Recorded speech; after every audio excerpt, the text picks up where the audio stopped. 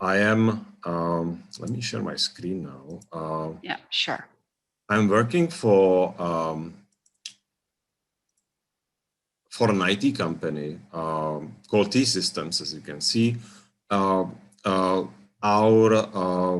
core of the services which we provide is IT infrastructure services to large multinational customers, mainly headquartered in Europe, like Shell, like BAT, like Heineken, like BP, like Volkswagen, like Mercedes-Benz, and so on. We are a daughter company of Deutsche Telekom, which is a large German telecom incumbent. So we are sort of like the IT branch of Deutsche Telekom. I'll be sharing with you some experiences with measuring the effectiveness of L&D projects and strategies. I have to say it's pretty much related to how our company operates. IT companies typically operate in sort of a project cycles, and there's a lot of development in terms of technology, and the customers always want to get the new technology or migrate to a different, the newest platform, and so on. So there's a lot of rotation and pressure on reskilling of the employees and so on. So it might be pretty much different from other companies who are in different sectors of the industry, but my aim is actually to share my story with you, and then maybe you will pick bits and pieces from it and get some inspiration in terms of what you can implement or change in your companies or your programs or policies which you have. You can see my address to my LinkedIn profile on this slide as well. If you wish, please go on LinkedIn and connect with me. I will happily accept your invitation, because I think people should connect, and the world is small, has proven more times than not to me, and you never know, life is full of opportunities, and I think LinkedIn is a great platform to connect. So I want to take you through few points today, and I would like pretty much to start with managing employee performance and the employee life cycle, and then see how it relates to the L&D strategies and what can we measure around it. And I would like to share a particular tool which we have developed in our company and which we are using to actually measure all these things. And then how we go about the things like training portfolio, individual development plan, and career planning, and so on. At the end, I would like to give you maybe like 20 minutes for your questions. So let's dig straight into it. When it comes to measuring the effectiveness of learning and development strategies, I have seen a lot about measuring ROI. Actually, in our environment, I find it difficult to measure ROI. ROI is typically measured in a way that, let's say in the L&D environment, you invest X amount of money into training, and then you expect the revenue to go up by X amount of money, and then you divide it by that, and then that's your ROI, right? In my company, it rarely works that way. Maybe it can work in FMCG, or maybe it can work in retail in general, but in IT, it's actually difficult to do this kind of measurement. The only situation I can imagine we could do this is that maybe we put 20 of our employees into a certain training, they gain a new skill, and that will actually help us to enter a market niche where we were not present before. And then after certain amount of time, we can measure the amount of business we were able to gain through that, from that niche, right? So that would be the only situation I can imagine measuring ROI in our setup, but that is not very common. So I was still left with the problem how to measure actually the effectiveness of our LND. And the other problem I encountered, or I observed after some time in the company, was this, what we can see in this slide. Typical scenario of this, what I call the employee life cycle, was that the employee joined as a new starter, right? Then typically in this kind of environment, it takes you several months, maybe up to 1 year, to really perform, to bring the best out of you, to bring your performance up to the standard, right? After the induction, you get to know your the ways. Different companies have different ways how to do things, so you have to figure out your way. You have to build up your network in the company and see how you can actually contribute in the best way. And then you get to some sort of like optimal performance, where you actually do what is expected. And then if you have the potential, you can eventually overperform and move to the next level. We have, in our company, we have 8 levels, which you can climb up like a ladder. And eventually you can get to the top. But after some time, what we have seen is, what usually happens is the performance will drop.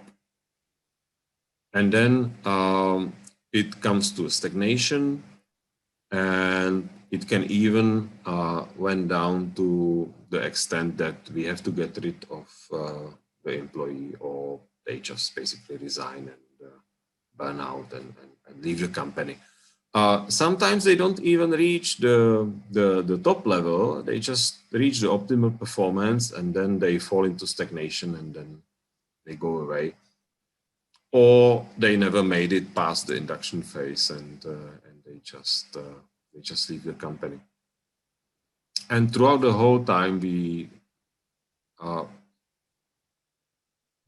basically give them a lot of trainings, right? We spend a lot of money on the trainings, and I didn't really see the effect of all the trainings which we put into the people. ROI was not really an option for me, so I was thinking of other ways how to measure the performance. Measure the effectiveness. And one of them was actually, one of the ideas I got was to somehow tie it back to performance. I mean, there's a bit of a logic. If you give the employees the right training, then it should help them to perform better. That was basically the idea. But we had a performance management system at that point of time, which was not really suitable for that, because it was based on force distribution. There were 6 categories, and every year we had to assign the employees to one of the 6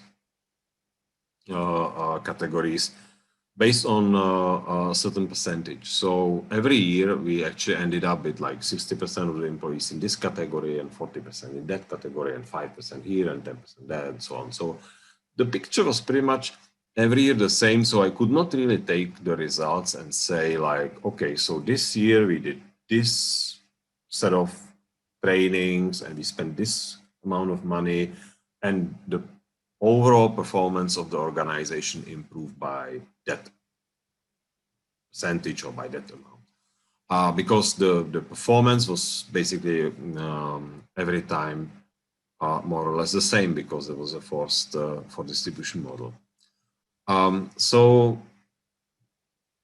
then our managing director, and actually I have to give a lot of credit to her for this, came up with this idea. We as a company have historically been using the Hay model for designing our job model and salary bands and the levels and all that. So everyone has a job description. Every job has a job description. We have job families, we have levels and all that.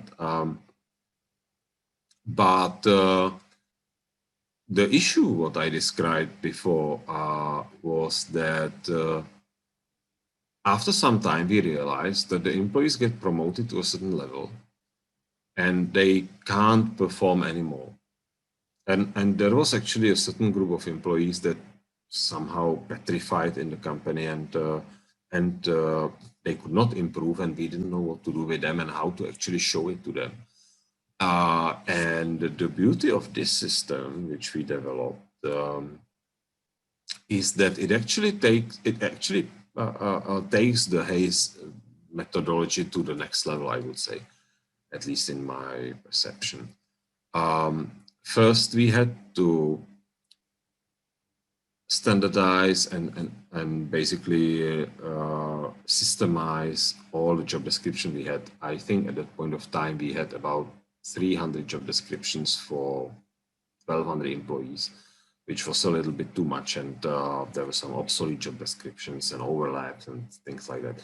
So the first step was to streamline all this and revise. And I think we ended up with like 97 JDs in the end, structured in various levels. And then we actually put what you can see in the middle of the slide and what we call employee value map. I don't know how we actually came to this name, but that's how we actually call it. We put all the JDs with the different levels, we put into one spreadsheet. And you can actually see there are all the elements which are written in the job description are on the left side. And then you can see the different levels in the columns. And there's always 1010 in the boxes. And that means actually whether the employee needs to have that skill at the particular level or not. And at the end, there is a score that comes out. And that tells us that, a systems engineer, as you can see in this example, at level 2, should reach the score of 80 points.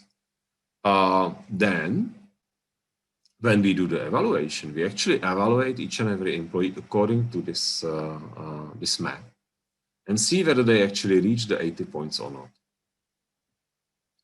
And then the beauty of combining this with the Hay system is actually that the Hay methodology is based on evaluating the job description and putting it somewhere in comparison to the market level and what is the salary expectation of the market. So here we can see actually if the employee fulfills or overachieves or underachieves, and compare that score to where they are in the with their salary in terms of the market, whether they are below the median, above the median, and so on. And we can put it in sync. And we can see, let's say, okay, this employee is not yet reaching the required amount of points, but his salary is lower than the median. So I think we can leave it like that. We can monitor that and give them a chance and see maybe whether there's any improvement next year. The problem becomes when the employee scores low in this tool, but their salary is high compared to the level where they should be.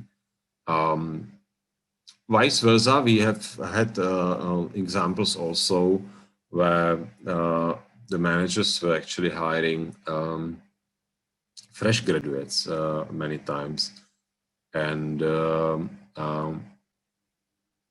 some of the fresh graduates can be really brilliant, and they can learn a lot, and they can learn very fast, and they can jump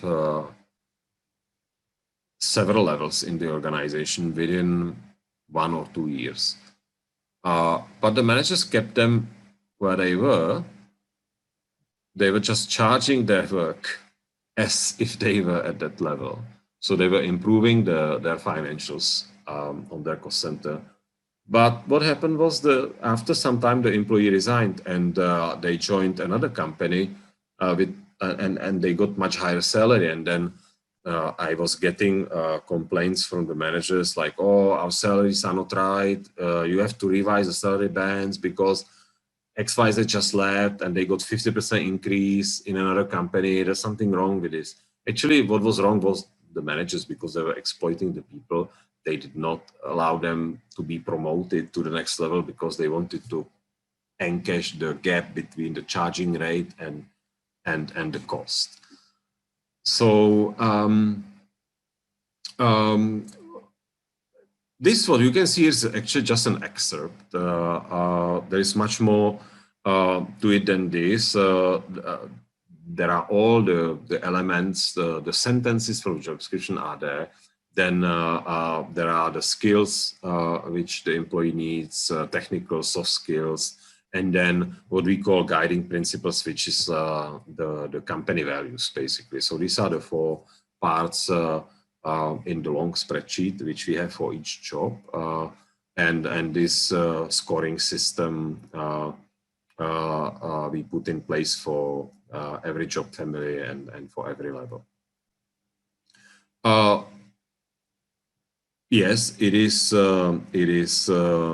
still, I would say, under development. One question you might have is why 0 and 1, why there are no other values, 0.5 or maybe 1 to 10. I don't know yet. We have implemented this a few years ago, and we are still, trying to work on this and improve this.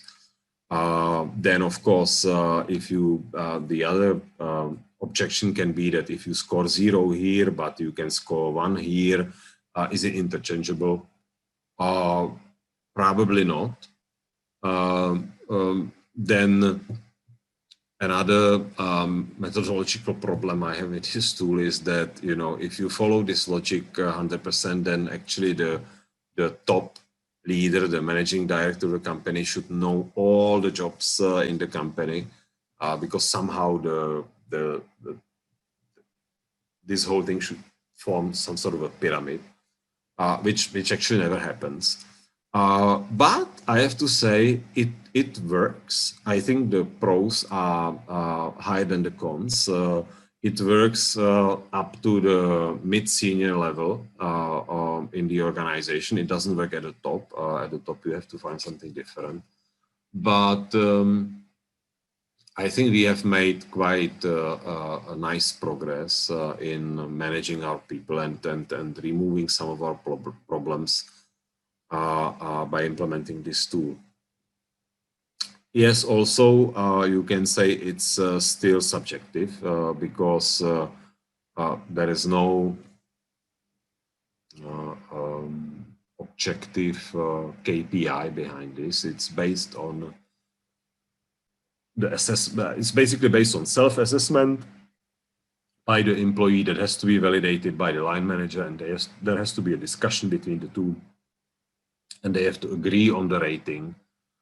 And it's supervised by HR. So I think that's like the highest level of unbiasedness which we can achieve in this. But as I said, it's working with some limitations, and we are definitely going to develop this this further and see what else it can bring. It also helps us. I think I will better go to the next slide. This is pretty much how the career path in our company looks like. This also just, again, an excerpt. You can see just two jobs, system engineer and database engineer here, and how the job model is structured. Before, it always was based on the deliberation of the manager, whether they wanted to promote someone, or whether they wanted to move them laterally to the same level, different job, or they wanted to promote them to a different job at a different level, or give them sort of skill upgrade. The problem, I think the root of the problem I described earlier was that as IT outsourcing provider, we pretty much work based on charging. I think I've already mentioned. So we hire people, they do the job for the customer, and we charge the customer by hour. If you get attrition and one or the other employee leaves, then you have a gap in your charging. You can't charge the employee that is not there. They cannot time right, and you will basically miss the revenue for the whatever 168 hours, whatever it is, 150 hours, productive hours per month, what you can have. So what the managers did quite often was that they just promoted someone for the sake of promoting the person, and promoting is always easier than hiring from outside in that sense. And maybe they were not fully convinced that the person will have the skills, and that the person will have that will actually, they will be able to match the requirements of the job, but they just needed to fix the gap and get the charging. So it's always easier to backfill the lower level than the higher level. So they promoted someone, maybe this guy can do it, let's give him a chance, let's see. So they did it, and it worked seemingly for even sometimes a few years. And then sometimes the manager changed, and the new, because the previous manager, they were very well aware of what they did. So they sort of like closed one eye and let it be. But then the new manager came and he said, hey, look, this is actually a low performer, you know. But the person was doing the job for 6 years. So how come you only identify after 6 years that you have a low performer? So that was sort of indefendable in terms of, you know, legal consequences if you want to go into low performance management and this kind of stuff. So we are actually looking how to improve this, and this employee value map, this EVM, what you can see, was then implemented as a quality gate or checkpoint in every hiring, every promotion, and everything we did. So be it hiring or be it skill upgrade or promotion, lateral move, we simply took the map for that particular job, where the employee was supposed to move or where the new hire was supposed to join. And we did the scoring. And then we saw, okay, maybe this person is above what we need, that's fine. Or maybe there are certain gaps. And then we had to make the decision, do we accept the gaps and still hire the person, or do we have anyone better, or, you know, how do we go about it? And these gaps actually, which we could see in the map, gave us a very valuable input into the individual development plan of the person, because clearly we saw where the gaps were, and we could actually derive the IDP from there. Before, actually, the IDP was pretty much like a wish list. The employees came what they thought would be interesting for them, sometimes not even related to what the company wanted, and it was a bit of a mess. Yeah? But with this tool, we could actually link it directly to the gaps the employees had in what they needed to improve their performance in that job.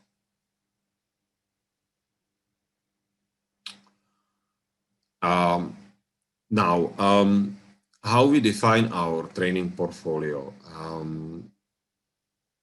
which is basically the portfolio from which the IDP is then selected. First, we put the portfolio together, and then the IDPs actually select the items from this portfolio, and that was also a little bit of upgrade from doing it randomly. When we went and adopted this scheme, at the beginning of every year, we were looking at the current skills which we have in the company. And we have actually a very nice tool where we can, it's like a database powered by artificial intelligence, where we can monitor all the skills and draw some interesting charts out of that and comparisons, and see like what's the skill heat map of the organization. And then we had our business plan for that particular year. We also knew what we have to do in terms of our succession management. And we also had what we call IPF, that's basically the financial plan for the year. And based on that, we were trying to find new business sources, basically how to match and integrate all this business development, financial plan, and the succession plan together. We did market research in cooperation with certain universities here in Malaysia.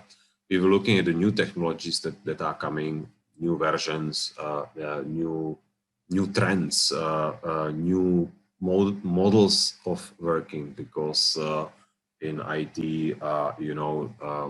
recently new trends emerged, like DevOps and like hyperconvergence and all this kind of stuff, which totally changes the model how you deliver the IT services to the client. So all that was taken into account, and there were several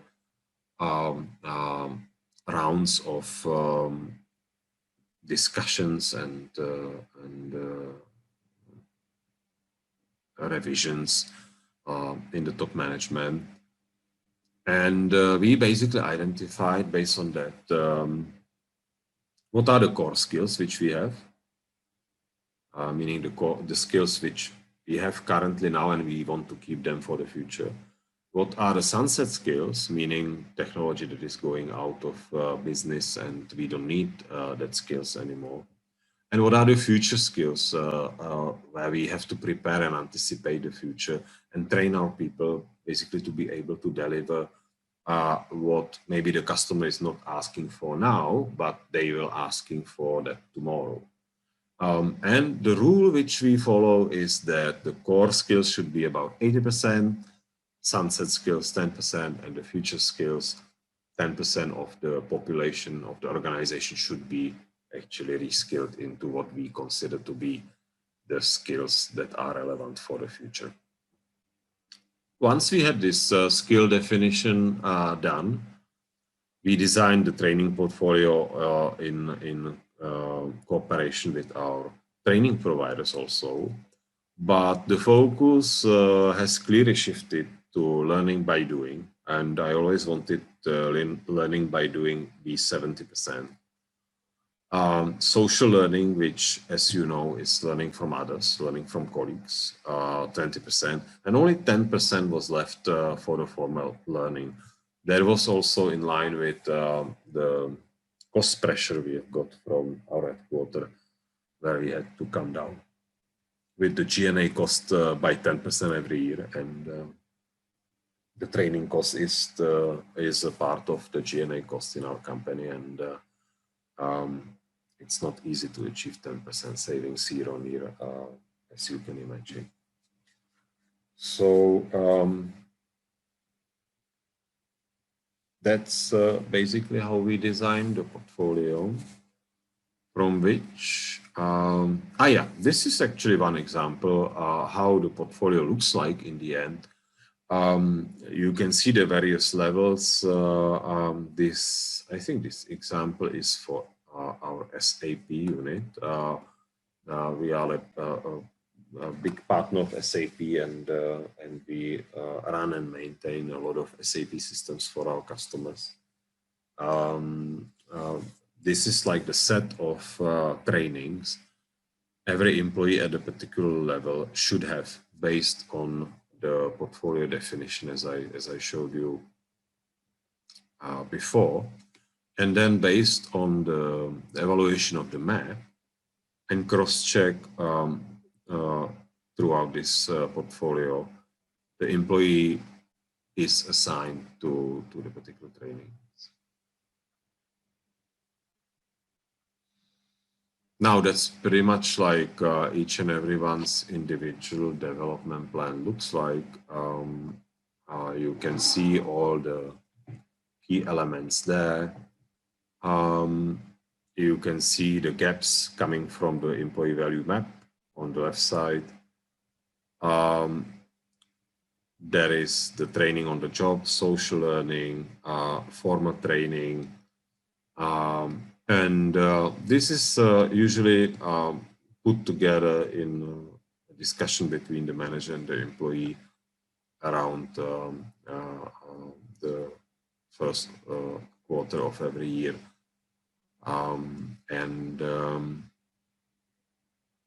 They also evaluate how the previous year's IDP worked and what was the progress achieved there. And yeah, this is example from last year, how the whole cycles works. As I mentioned, at the beginning of the year, we defined the portfolio by discussing the future needs of the company among the senior management. The employee value map evaluation that usually takes about 2 months. It's quite a lengthy process, and sometimes, you know, as you can imagine, it doesn't work so smooth. So there are some escalations, and then HR always works as the third-party arbiter between the manager and the employee in case there's any dispute. And then February, March, we define the individual development plans, and pretty much for the rest of the year, the training sessions are running. And then we go to the evaluation again and see whether there was any progress, because the main indicator whether the L&D programs actually work throughout the year is that there is an increase in the employee value map in the next round of the assessment. If there's no increase, then we have to look into it closely and see what we need to change in terms of are the programs relevant? Did we, you know, make any mistake in the planning, or was the training company not right, or you know, what was actually the problem and why? After this amount of training and after this amount of investment, the assessment of the employee performance actually didn't change. I think I'm not sure if I ever witnessed a decrease in this, but actually might have been the case. But what I would like to see is an increase after we put all this. But of course, you can say that performance is not just related to knowledge, skills, information the employee gets through the training programs. I know there are 2 elements in performance, right? Always. And one is the skill and the other one is the will. So if the employee doesn't will, you can put them into many trainings, and the trainings can be fabulous, but there will be simply no progress because the problem is somewhere else. And then For that, I also have a tool which was quite successful over the years, how to manage the low performance in the end. But that would be a topic for another presentation.